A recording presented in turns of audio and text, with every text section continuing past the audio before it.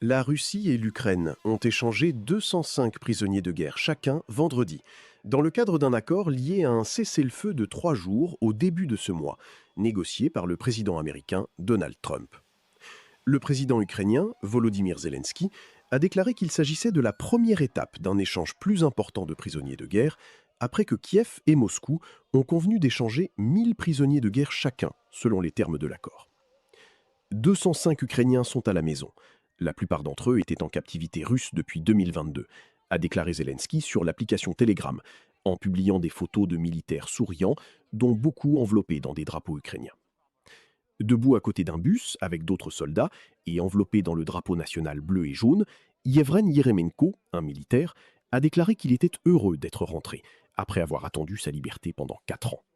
C'est dommage que cela ait pris si longtemps, mais certains gars restent là-bas. Ils attendent et espèrent. Ils espèrent que leur patrie les sortira de là, a-t-il dit. Nous devons les ramener. 4 ans, c'est difficile. Ne les oubliez pas.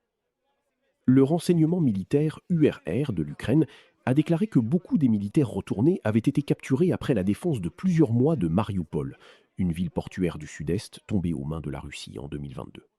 Le URR a déclaré que Kiev avait réussi à ramener chez eux plusieurs dizaines d'officiers, en plus des soldats et des sergents. Les deux parties ont également procédé à un échange des morts au combat, la Russie remettant 526 corps à l'Ukraine et en recevant 41 en retour. Les échanges de prisonniers de guerre sont devenus l'un des principaux résultats tangibles des négociations de paix médiatisées par les États-Unis entre la Russie et l'Ukraine. Les pourparlers pour mettre fin à la guerre, maintenant dans sa 5e année, sont au point mort.